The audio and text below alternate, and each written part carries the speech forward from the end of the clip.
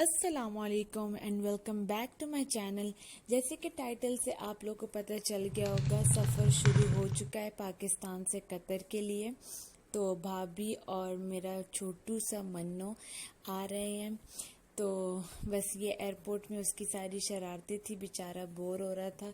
क्योंकि मैं आप लोग को ज़रूर कहूँगी कि आप लोग जब किसी को सामान देते हो तो प्लीज़ काइंडली बहुत ज़्यादा ख्याल किया करें, स्पेशली आजकल जैसे हालात चल रहे हैं उस हिसाब से, क्योंकि फिर अगले को बहुत मुश्किल उठानी पड़ती है। अस्सलाम वालेकुम एवरीवन। तो अब कोई किसी को भी ट्रैवल करने से घबराने की ज़रूरत नहीं है, क्योंकि ये देखें, आप लोग देख सकते हैं यहाँ पे कतर एयरवेज बाकायदा लिखा हुआ है। तो travel with confidence protective kit, इसमें ये प्यारा सा इनका जिपलॉक बैग है जिसमें इन्होंने हमें मास्क प्रोवाइड किया हुआ है, फिर ग्लव्स भी प्रोवाइड किए हुए हैं और सैनिटाइजर भी। तो आजकल की जो सिचुएशंस है, कोरोना के जैसे हालात हैं, तो उस हिसाब से आप लोग अब इजीली और सेफली ट्रैवल कर सकते हो कतर एयरवेज में। तो उसमें आप लोग को हैंड सैनिटाइजर जेल भी एक मिल जाएगी छोटी सी सैशेट फॉर्म में, और फिर उसके बाद आप लोग को ग्लव्स भी मिल जाएंगे और आप लोग को एक मास्क भी प्रोवाइडेड है।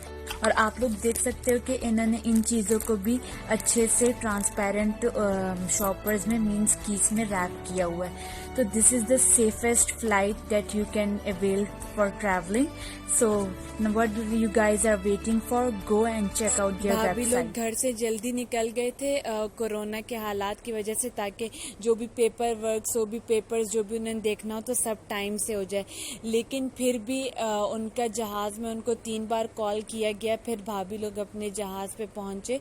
वो इसलिए क्योंकि पाकिस्तान में एयरपोर्ट में उनको बहुत जलालत हुई, उनको बहुत जिल्लत उठानी पड़ी सिर्फ सामान की वजह से, क्योंकि उसमें लोगों ने या तो कबाब दिए हुए थे या पता नहीं क्या दिए हुए थे। तो वो यही बोले जा रहे थे कि इसमें नस्वार और इसमें ये, तो हर बैग उनका खोला गया है।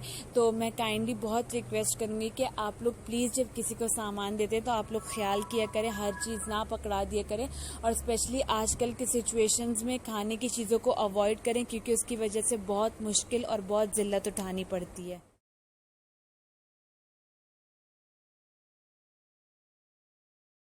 अब उनका क्वारंटीन फेज शुरू हो चुका है, जिसकी वजह से भाभी का जो एतराज़ था वो येलो कलर में था।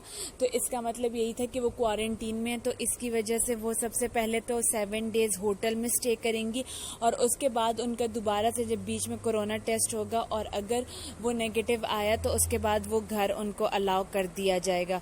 तो बिल्कुल इसी तरह हुआ, उन्होंने 7 डेज़ होटल में स्टे किया। तो शुरू के दिनों में तो बच्चा बेचारा बहुत खुश था 1-2 दिन, लेकिन जब चौथा दिन हुआ तो उसके बाद वो भी रोने लग गया था। भाभी ने मेरे साथ अपना रूम भी शेयर किया, बहुत अच्छा ज़बरदस्त उनको रूम प्रोवाइड किया गया था। ये सारा उनका रूम था, और रूम का इंटीरियर, खाने का सिस्टम, सब कुछ बहुत अच्छा था। अल्हम्दुलिल्लाह कतर में इस चीज़ की बहुत सहूलत होती है कि अगर कोई होटल में भी है तो आपको परेशानी नहीं होती, उनको बाकायदा टाइम टू टाइम मील्स दिए जाते हैं, और उनका एक स्पेशल सारा कुछ मेन्यू सेट था। मैंने आप लोग के साथ आगे वीडियो में सब कुछ शेयर किया, तो इसलिए आप लोग वीडियो को बिल्कुल भी स्किप ना करें। बस उनको जो एयरपोर्ट में ख्वारी उठानी पड़ी, उसकी वजह से हम थोड़ा सा अपसेट थे और थोड़ा सा परेशान हो गए थे कि मतलब टाइम पे ये लोग पहुंच जाएंगे, लेकिन फिर भी ये लोग पहुंच गए थे अल्हम्दुलिल्लाह। फिर उसके बाद ये पहला दिन था बेबी का, दूसरा दिन वो तो काफ़ी खुश था, कभी बैलून्स के साथ खेल रहा था, कभी क्या। ये अच्छा था कि भाभी उसके साथ उसने थोड़े बहुत टॉयज़ रख लिए थे और साथ में उसके बैलून्स और ये पसंद की चीज़ें रख लिए थे, तो उसमें वो मशगूल हो गया था। लेकिन फिर भी इतना इजी नहीं है होटल में रहना। तो अगर आप लोग की मजबूरी नहीं है तो, और ज़रूरी नहीं है किसी का आप लोग का अजीज़ का आना, तो बेशक आप लोग हालात का वेट कर लें, और जब हालात सेट हो जाए तब उनको बुला लें, क्योंकि जितना आसान लगता है उतना आसान नहीं होता। भाभी बता रही थी कि उनकी साइड वाली रूम पे उनके साथ एक औरत थी जो बहुत मुश्किल में थी, लेकिन वही बात है कि वो लोग आपस में भी ना बात कर सकते थे, क्योंकि आपको पता है कि कतर में होटल में भी कितनी सिक्योरिटी सिस्टम होती है, और मतलब वो क्वारंटीन में थे तो इसलिए उस फेज़ में भी वो लोग नहीं कुछ शेयर कर सकते थे। लेकिन वो अकेली थी तो बहुत तंग होती थी, तो इस तरह तो और भी मुश्किल हो जाती है। फिर ये सारा उनके माशाल्लाह से ब्रेकफास्ट का, डिनर का और लंच का इसी तरह एक पेपर पकड़ाया गया था जिसमें सारे डेज के हिसाब से डिफरेंट मेन्यूज थे। तो आपको अरेबिक कुजीन खाना है, इंडियन खाना है, कौन सा खाना है तो आप लोग वो ऑर्डर कर लेते हो और आपका टाइम टू टाइम आपको पहुंच जाता है। अब खाने का सिस्टम वो लोग क्या करते थे कि वो लोग जस्ट सिर्फ नॉक करते थे डोर पे और फिर वो लोग चले जाते थे। तो जब वो लोग चले जाते थे फिर जब आप दरवाज़ा खोलते थे तो बाहर आपका खाना पड़ा होता था।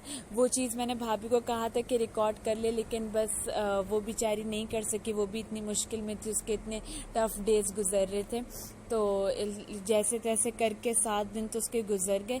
ये उसके खाने के कुछ मैंने आप लोग के साथ 1-2 पिक्चर्स शेयर की हैं। तो मैं उसके साथ हंस रही होती थी जिस दिन वो घर वापस आ रही थी, मैं उसका मजाक उड़ा रही थी कि तुम थोड़ा टाइम से मत आ जाना ताकि जब तुम्हारा खाना आए तो तुम मेरे लिए वो घर ले आए। अच्छा, सबसे मज़े की बात ये थी कि माशाल्लाह वो लोग बेबी के लिए अलग से सर्विंग करते थे और बड़ों के लिए अलग से सर्विंग करते थे। तो ये एक बहुत अच्छी बात मुझे लगी थी। अब उसके बाद भाभी को परमिशन मिल गई थी, उनका टेस्ट माशाल्लाह से नेगेटिव आ गया था तो उनको घर आने की परमिशन मिल गई थी। लेकिन घर में भी 7 दिन उन्होंने क्वारंटीन में गुजारने थे, मींस के ना उनसे किसी ने मिलने आ सकता है और ना वो कहीं बाहर जा सकती है। तो ये हमारे छोटे डॉन की एंट्री हो रही है, उसके लिए जी स्पेशल गाड़ी अंदर लाई जा रही है। आप लोग ये फेज मिस ना करना कि 6-7 महीने बाद जब मिलना हो तो क्या रिएक्शन होता है और कैसी क्या खुशी होती है। तो मेरे साथ ज़रूर देखिए ये सब कुछ। कम दे मन्ना, राजा मन्ना, मन्ना, मन्ना, राका भाई दादू ओड़ा, वहाँ दादू ओड़ा, दादू लोड़ी पापा का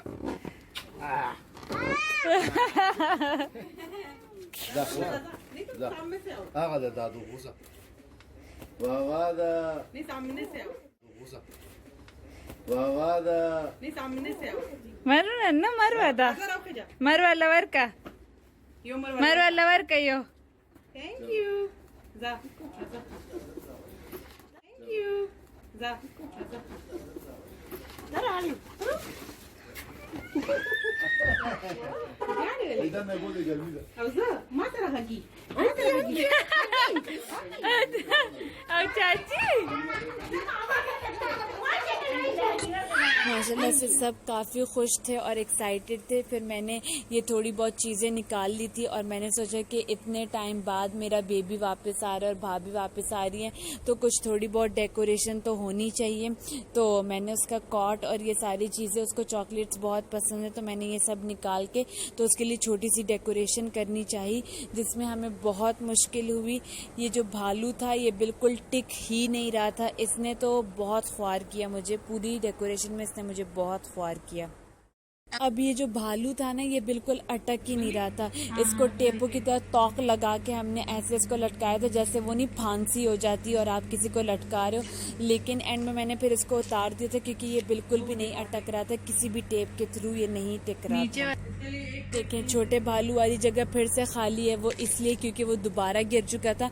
मैंने इस पर हर किस्म का टेप यूज़ कर लिया था लेकिन ये किसी तरह भी नहीं हैंडल हो रहा था। मेरे साथ कमेंट्स में ज़रूर शेयर कीजिए कि अगर आप लोग ऐसी डेकोरेशन करते हो तो आप लोग ऐसी चीज़ों को किस चीज़ के हेल्प से स्टिक करते हो, क्योंकि मुझे तो बहुत मुश्किल हुई। अब हम इसको दोबारा से लगाएंगे क्योंकि वो दोबारा गिर चुका है।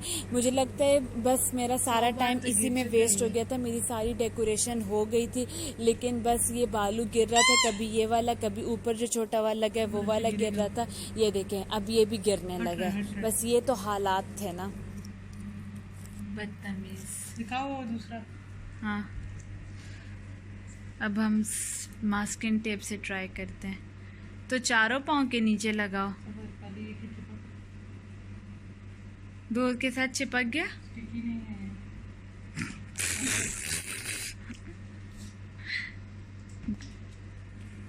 ग्रे वाली टेप ही लगा। इसके पाँव पे सारे लगाएंगे। फोकस करें। ग्रे वाली दो।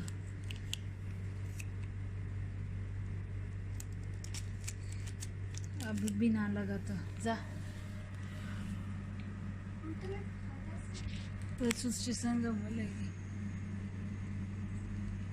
बस मैंने बहन से कहा अब जैसे भी लग जाए इसको जैसे तैसे करके लगा दो, क्योंकि उनके आने का टाइम हो गया था। भाई ने मैसेज कर दिया था कि 5 मिनट में हम लोग घर पे होंगे। फिलहाल तो चिपकी। अब मैंने सोचा मैं फाइनल वीडियो बना लेती हूँ, लेकिन उसके बाद क्या हुआ आप लोग वो देखना ना मिस कीजिएगा। उसके बाद भी मेरी चीखें ही निकल रही थी कि मैं उसको बुला रही थी, क्योंकि मुझे फिर गिरते गिरते हर जगह से बस यही आवाज आ रही थी बार बार कि ये दोबारा गिर रहा है कुछ चॉकलेट है शायद। तुम्हारी कुछ कुछ हो रही है।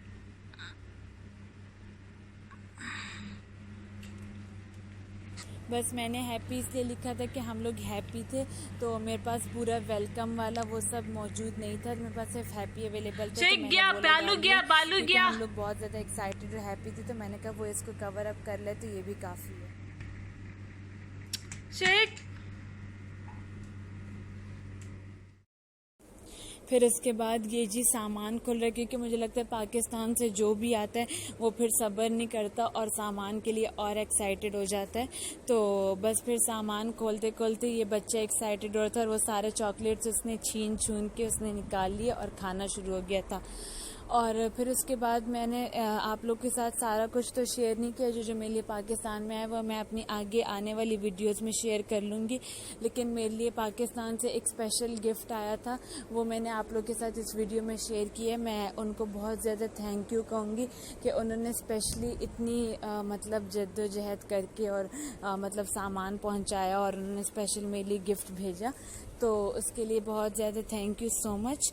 और मैं आप लोग को फिर एक बार कहूँगी कि जब आप लोग किसी को सामान देते हैं तो उसको पहले से ये भी बता दिया कर कि सामान में क्या कुछ इंक्लूडेड है, ताकि अगले को परेशानी ना उठानी पड़ी। और ये पूरा प्रोसेस था मेरी भाभी और मेरे भाभी के बच्चे का, जो वो लोग पाकिस्तान से कतर आए, लेकिन अल्हम्दुलिल्लाह वो लोग खैर से कतर आ चुके हैं। उन्होंने होटल क्वारंटीन भी कर लिया, उन्होंने होम क्वारंटीन भी कर लिया, उनका एतराज़ ग्रीन हो चुका है और अब वो लोग बाहर भी जा सकते हैं। इसी के साथ मैं चलती हूँ, अपना बहुत सारा ख्याल रखें। अल्लाह हाफ़िज़।